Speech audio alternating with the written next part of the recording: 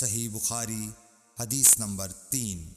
حضرت صلی اللہ علیہ وآلہ وسلم پر وحی کا ابتدائی دور اچھے سچے پاکیزہ خوابوں سے شروع ہوا۔ آپ خواب میں جو کچھ دیکھتے وہ صبح کی روشنی کی طرح صحیح اور سچا ثابت ہوتا۔ پھر من جانب قدرت آپ تنہائی پسند ہو گئے اور آپ نے غار حرا میں خلوت نشینی اختیار فرمائی اور کئی دن اور رات وہاں مسلسل عبادت اور یاد الہی و ذکر میں مشغول رہنے لگے۔ جب تک گھر آنے کو دل نہ چاہتا توشہ ہمراہ لیے ہوئے وہاں رہتے۔ توشہ ختم ہونے پر ہی اہلیہ محترمہ حضرت خدیجہ رضی اللہ تعالی عنہا کے پاس تشریف لاتے اور کچھ توشہ ہمراہ لے کر پھر وہاں جا کر خلوت گزین ہو جاتے۔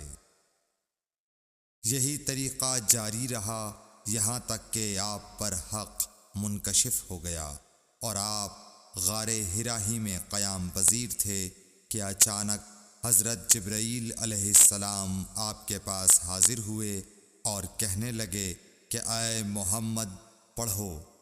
آپ فرماتے ہیں کہ میں نے کہا کہ میں پڑھنا نہیں جانتا۔ آپ صلی اللہ علیہ وسلم فرماتے ہیں کہ فرشتے نے مجھے پکڑ کر اتنے زور سے بھینچا کہ میری طاقت جواب دے گئی۔ پھر مجھے چھوڑ کر کہا پڑھو۔ میں نے پھر وہی جواب دیا کہ میں پڑھا ہوا نہیں ہوں۔ اس فرشتے نے مجھ کو نہایت ہی زور سے بھینچا کہ مجھ کو سخت تکلیف محسوس ہوئی۔ پھر اس نے کہا کہ پڑھ۔ میں نے کہا میں پڑھا ہوا نہیں ہوں۔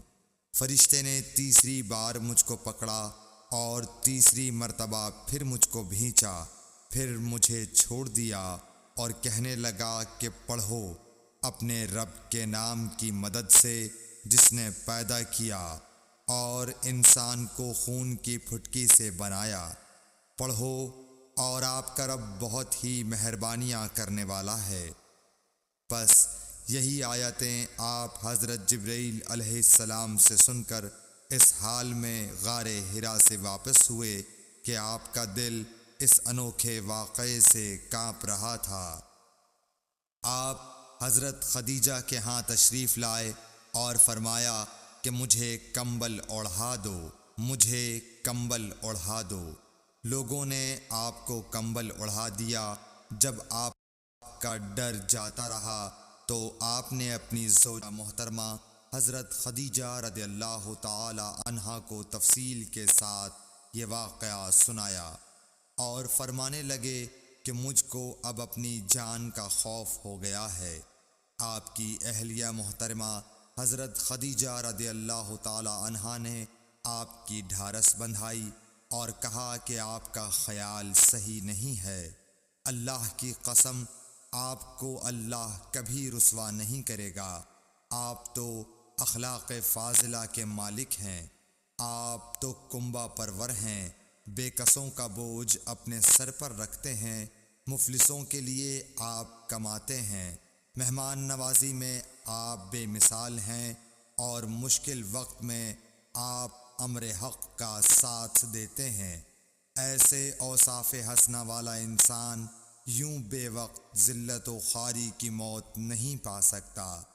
پھر مزید تسلی کے لیے حضرت خدیجہ رضی اللہ تعالی عنہا آپ کو ورقہ بن نوفل کے پاس لے گئیں جو ان کے چچا زاد بھائی تھے اور زمانہ جاہلیت میں نصرانی مذہب اختیار کر چکے تھے اور عبرانی زبان کے کاتب تھے۔ چنانچہ انجیل کو بھی حسب منشائے خداوندی عبرانی زبان میں لکھا کرتے تھے۔ انجیل سریانی زبان میں نازل ہوئی تھی، پھر اس کا ترجمہ عبرانی زبان میں ہوا۔ ورقہ اسی کو لکھتے تھے۔ وہ بہت بوڑھے ہو گئے تھے، یہاں تک کہ ان کی بینائی بھی رخصت ہو چکی تھی۔ حضرت خدیجہ رضی اللہ تعالی عنہا نے ان کے سامنے آپ کے حالات بیان کیے اور کہا کہ اے چچا زاد بھائی، اپنے بھتیجے محمد صلی اللہ علیہ وسلم کی زبانی ذرا ان کی کیفیت سن لیجئے۔ وہ بولے کہ بھتیجے آپ نے جو کچھ دیکھا ہے اس کی تفصیل سناؤ۔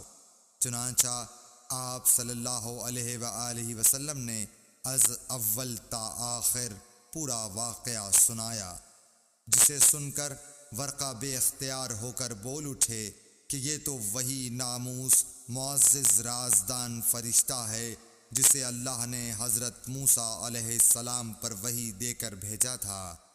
کاش میں آپ کے اس عہد نبوت کے شروع ہونے پر جواں عمر ہوتا، کاش میں اس وقت تک زندہ رہتا جب کہ آپ کی قوم آپ کو اس شہر سے نکال دے گی۔ رسول کریم صلی اللہ علیہ وآلہ وسلم نے یہ سن کر تعجب سے پوچھا کہ کیا وہ لوگ مجھ کو نکال دیں گے، حالانکہ میں تو ان میں صادق و امین و مقا بولا ہاں یہ سب کچھ سچ ہے، مگر جو شخص بھی آپ کی طرح امر حق لے کر آیا لوگ اس کے دشمن ہی ہو گئے ہیں۔